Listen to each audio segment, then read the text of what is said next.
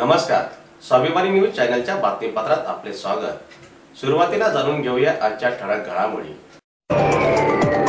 सर्वच वाहन चालक यांना कल्याणकारी महामंडळामध्ये समाविष्ट करा, स्वराज्य वाहन चालक संघटनेचे धुळे जिल्हा अधिकाऱ्यांना निवेदन।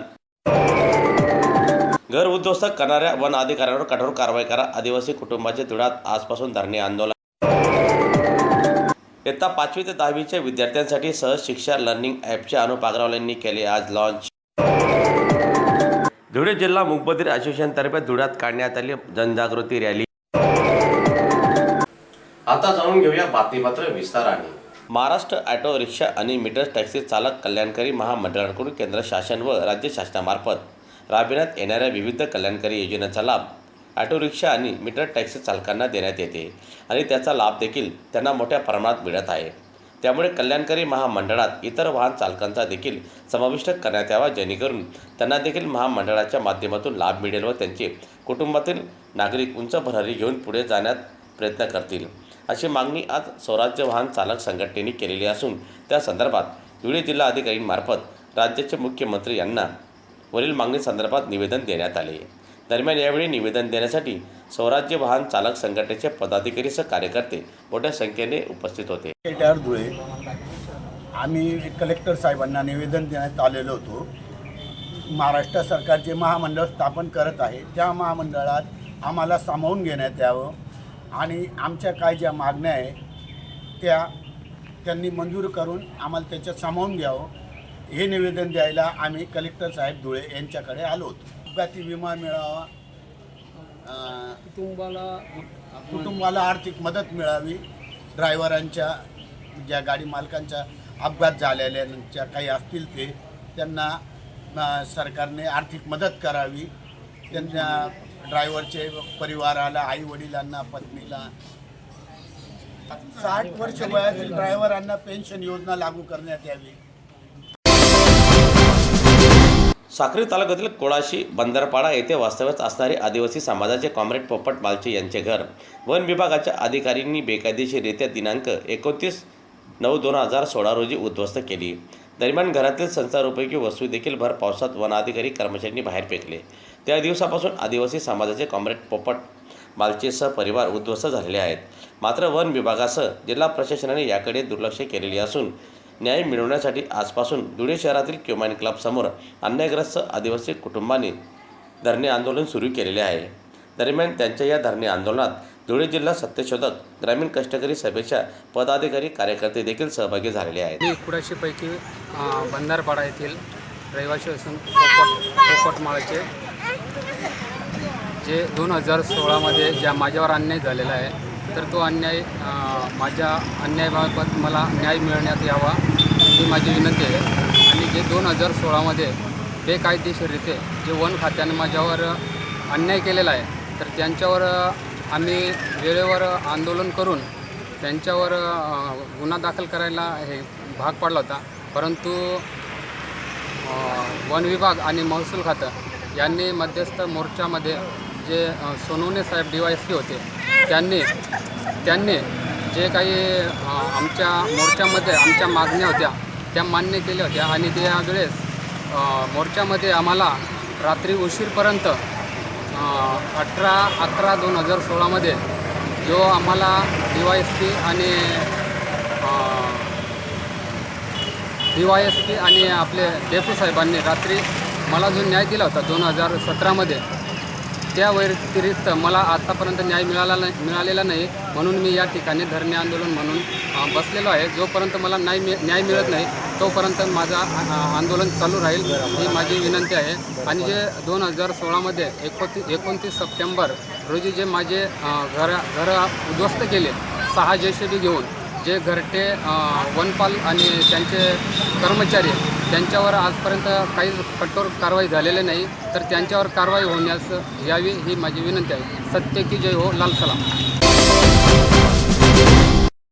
भारतीय जनता पार्टीचे धुळे शहर विधानसभा प्रमुख अनुप अग्रवाल यांनी धुळे शहरातील विद्यार्थ्यांसाठी अनोखी संकल्पना राबवायला सुरुवात केलेली आहे। दरम्यान अनुप अग्रवाल यांनी इयत्ता 5वी ते 10वीच्या मराठी, इंग्रजी, सेमी इंग्रजी माध्यमांच्या विद्यार्थिनींसाठी सहज शिक्षा लर्निंग ॲप उपलब्ध करून दिलेले असून आज या ॲप लॉन्चिंगचे उद्घाटन त्यांच्या हस्ते करण्यात आले। या संदर्भात आज अनुप अग्रवाल यांनी पत्रकार परिषद घेऊन या संदर्भात सविस्तर माहिती दिली। दरम्यान अधिक माहिती देताना अनुप अग्रवाल यांनी सांगितले की विद्यार्थ्यांसाठी सहशिक्षा लर्निंग हे ॲप व्हिडिओ आणि ग्राफिक्सच्या दरम्यान शिक्षण घेण्यास अत्यंत मदत होणार आहे। पालकांना आपली मुलं मोबाईलमध्ये काय करतात हे समजून येत नाही, मात्र या ॲपच्या माध्यमातून विद्यार्थी जे काही शिक्षण घेतील त्याची सविस्तर माहिती देखील त्या पालकांना या ॲपच्या माध्यमातून उपलब्ध होणार आहेत, अशी माहिती यावेळी अनुप भैया अग्रवाल यांनी सविस्तर माहिती पत्रकार परिषदेच्या माध्यमातून दिली। या ॲपच्याद्वारे विद्यार्थ्यांमध्ये जो शाळेतून आल्यानंतर रिव्हिजन होत नाही किंवा ट्युशनला गेल्यानंतर ट्युशनमध्ये तो अभ्यास करतो का नाही हे पालकांना माहीत राहते, परंतु या ॲपमध्ये जर विद्यार्थीने एखादा धडा शिकला तर त्याचं रेकॉर्डिंग त्याच्यात असते। तर लहान मुलं जेव्हा घरी येतात हातातनं पालकांच्या हातातनं मोबाईल घेऊन येतात आणि गेम खेळतात, तर या ॲपमध्ये व्हिडिओजद्वारे आणि ग्राफिक्सद्वारे शिक्षण दिलं जाणार आहे। तर विद्यार्थ्यांचं ते जे व्हिडिओज खेळतात त्याच्यापेक्षा ते ॲप बघते आणि ॲपला मागं बॅकग्राऊंडला ब्लॅकबोर्ड आहे आणि फक्त एक शिक्षक तो शिकवतो। तर आता जसं मुलं बसतात शाळेत, गोंधळ होतो, विद्यार्थ्याचं लक्ष जात नाही, तिथं एक शिक्षक आणि ब्लॅकबोर्ड असल्या कारणाने त्यांच्या डोळ्यांवर पण ताण पडणार नाही आणि त्यांचं लक्ष पूर्ण अभ्यासात एकच शिक्षक आणि तो एखाद्या घरात बसून तो शिक्षण घेत असतो, आजूबाजूचा नॉईज राहत नाही। तर याचा मोठा फायदा या ॲपद्वारे आपण धुळे जिल्ह्यातील खाजगी आस्थेपर्यंत मूकबधिरांसाठी 2 पुरुष व 2 महिलांकरिता जागा उपलब्ध करून द्या।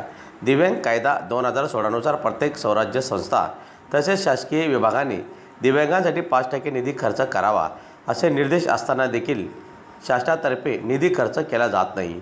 शिवाय मूकबधिर महिलांना 5% निधीतून शिलाई मशीन वितरित करण्यात यावे। त्याचप्रमाणे दिव्यांग मूकबधिर यांच्याकडे शासनाने गांभीर्याने लक्ष देऊन त्यांना योजनेचा लाभ तात्काळ देण्यात यावे असे निर्देश असताना देखील जिल्हा प्रशासन याकडे दुर्लक्ष करीत आहे। त्याकरिता दिव्यांग व मूकबधिर यांना शासनाच्या योजनेचा लाभ तात्काळ देण्यात यावे व शासन निर्णयानुसार 5% निधी त्यांच्या विकासासाठी खर्च करण्यात यावे यासह विविध प्रलंबित मागण्याकरिता आज धुळे जिल्हा मूकबधिर असोसिएशनतर्फे जनजागृती रॅली काढण्यात आली। तर मी शांताराम गोटू बेहेरे, मी महानगरपालिका हायस्कूलला शिक्षक आहे। मी यांचे मूकबधिरांचे विशेष शिक्षक आहे।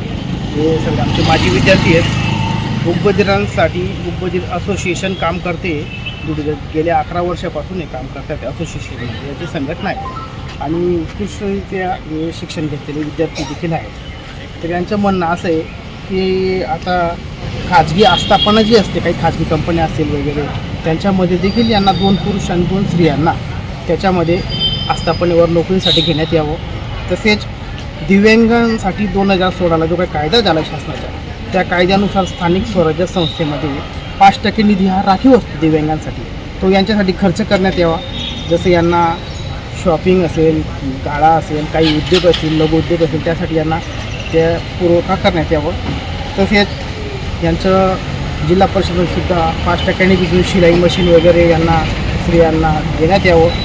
तसंच दिव्यांग आणि मूकबधिर वगैरे यांना जी काही समाजात अपमानाची वागणूक मिळते ती मिळू नये, आम्हाला ते एक मानाचं स्थान मिळावं, त्यासाठी प्रशासनाने शासनाने प्रयत्न करावे आणि थोडी दखल घ्यावी। याचबरोबर स्वाभिमानी न्यूज चॅनलचे बातमीपत्र संपले। पुन्हा भेटूया पुढील प्रसारणात। तोपर्यंत नमस्कार।